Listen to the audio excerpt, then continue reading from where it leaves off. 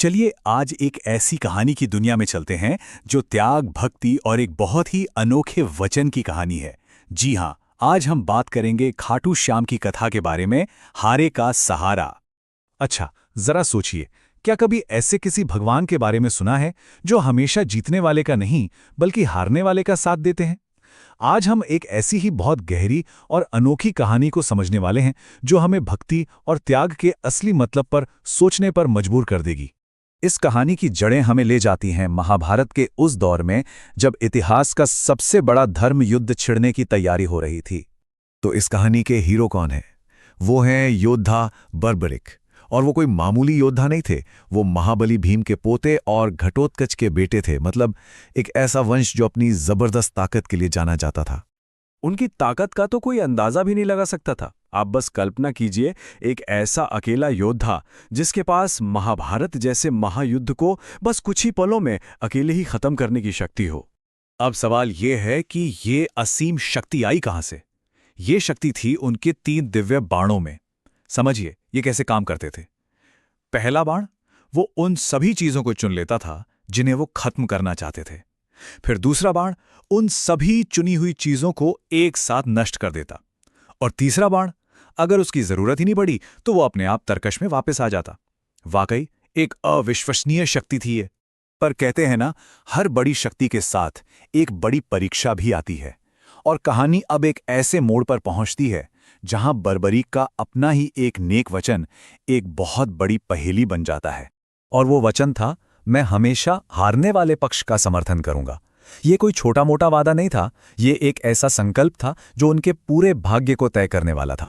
तो जैसे ही कुरुक्षेत्र में युद्ध का माहौल बना, खुद भगवान कृष्ण एक ब्राह्मण का भेष धरकर इस युवा योद्धा के पास पहुंचे। उनके इसी वचन की गहराई को परखने के लिए कृष्ण को इस वचन में एक बहुत बड़ी उलझन दिखाई दी। देखिए, बर्बरिक को उस तरफ से लड़ना था जो हार रही हो, पर जैसे ही वो उस तरफ जाते अपनी शक्ति से वो उसे जिता देते।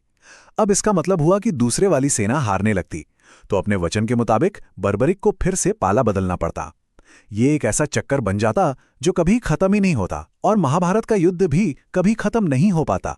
तो इस कभी ना खत्म होने वाले युद्ध को रोकने का बस एक ही रास्ता था, और यहीं कहानी अपने सबसे भावुक मोड़ पर आती है, परम बलिदान। कृष्ण ने बर्बरीक के सामने भक्ति की सबसे कठिन परीक्षा रखी। इस अंतहीन चक्र को तोड़ने के लिए ब्राह्मण के रूप में आए कृष्ण ने बर्बरीक से दान में ऐसी क्या चीज मांग ली होगी? उनका सिर। ये एक ऐसी मांग थी जिसे सुनकर किसी के भी पैरों तले जमीन खिसक जाए। लेकिन बर्बरीक, उन्होंने एक पल भी नहीं सोचा। बिना किसी झिझक के उन्होंने अपना शीश दान कर दिया। ये भक्ति और त्याग का एक ऐसा उदाहरण था जिसकी कोई मिसाल नहीं। बर्बरीक के इस अद्भुत त्याग और निस्वार्थ भक्ति को देखकर भगवान कृष्ण बहुत प्रसन्न हुए और उन्होंने उन्हें एक वरदान दिया, कलयुग में तुम्हें मेरे ही नाम श्याम से पूजा जाएगा। और बस यहीं से बर्बरीक की यात्रा का एक नया अध्याय शुरू होता है। एक बलिदानी साक्षी से एक पूजनीय देवता बनने का सफर। कृष्ण ने उनकी आखिरी इच्छा भी पूरी की। बर्बरीक का शीश एक ऊंची पहाड़ी पर रख दिया गया, जहां से उन्होंने अपनी आंखों से पूरा महाभारत का युद्ध देखा। और जब युद्ध खत्म हुआ और पांडवों ने अपनी जीत का श्रेय लेना चाहा, तो बर्बरीक के शीश ने ही सच बताया। उन्होंने कहा, असली विजेता तो सिर्फ एक था, भगवान कृष्ण।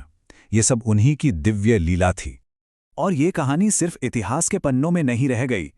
आज भी राजस्थान के खाटू श्याम जी मंदिर में लाखों भक्त उनके दर्शन करने आते हैं। ये उनकी जीवित विरासत का सबसे बड़ा प्रमाण है। और यहीं से उनकी सबसे बड़ी पहचान बनी, हारे का सहारा बाबा श्याम हमारा। ये पंक्ति उनके उस पुराने वचन को एक दिव्य मकसद देती है।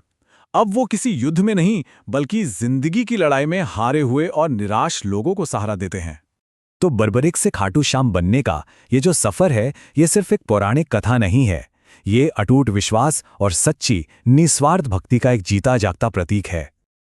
और आखिर में ये कहानी हमें एक बहुत गहरे सवाल के साथ छोड़ जाती है।